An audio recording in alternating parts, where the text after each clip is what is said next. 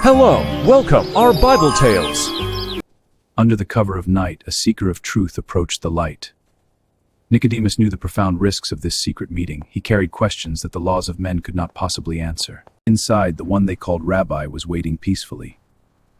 The elder Pharisee stepped into the humble dwelling. Two worlds met in the quiet stillness of Jerusalem. The conversation quickly turned to the mysteries of the soul. "You must be born from above." The concept shattered the elder's earthly understanding. A sudden stillness fell over the small room. Then an invisible force began to stir the night air. The spirit moves like the restless wind. The wind blows where it wills. The unseen forces of heaven were moving all around them. And you can hear the sound it makes, but you do not know where it comes from. The mystery of the divine was as elusive as the breeze, or where it goes. He drew the spiritual parallel with undeniable clarity. So it is with everyone who is born of the Spirit. The firelight flickered, echoing the profound and shocking truth. Decades of rigorous theological study seemed suddenly inadequate. His mind raced to comprehend the heavenly logic. He was completely adrift in a vast sea of spiritual mystery. Desperation pierced right through his scholarly pride. How can this happen? The rabbi saw the genuine, humbling confusion of the elder. There was no anger in his eyes, only a sorrowful grace. He prepared to challenge the very foundations of Israel's teachings. The atmosphere grew immensely heavy with impending revelation. "You are the teacher of Israel.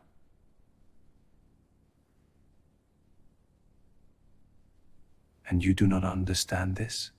The sheer weight of the question bowed the proud scholar's head. He realized his profound spiritual poverty in the face of true light. A solemn, unshakable vow was about to be spoken into the darkness. "Amen, amen, I say to you." He spoke from the very depths of eternal, unchanging truth. "We speak of what we know, and we testify that we have seen." The sheer divine authority in the small room was overwhelming. Who was this mere carpenter that claimed to see the unseen? The profound tragedy of a blind nation hung heavily in the balance. "But you people do not accept our testimony." The stubbornness of human hearts was a terribly heavy burden. He used the simple, ordinary things of the earth to teach. Yet even the simplest of earthly parables fell on deaf ears. The gap between the earthly and the divine was vast. "If I tell you about earthly things,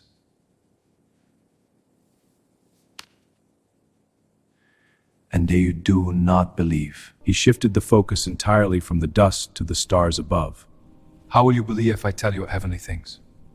The elder realized the absolute limitation of his mortal mind. The flames reflected in his eyes like distant ancient stars. "No one has gone up to heaven." The ultimate claim of divine origin was finally at hand. "Except the one who has come down from heaven."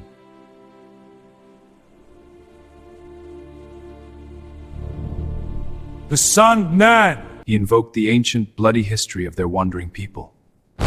"And just as his lift is up the serpent in the desert," a vision of brass and fiery judgment filled the mind's eye. A prophetic glimpse of the agonizing cross was drawn in the shadows. So was Serpent. It was a solemn promise of ultimate, agonizing sacrifice. The grand, merciful purpose of his earthly coming was finally spoken. So that everyone who believes in him is in no more die. In the dead of night, the true light of the world had fully dawned. Thank you for watching. Enjoyed the video? Don't forget to like and share if you found it helpful or interesting.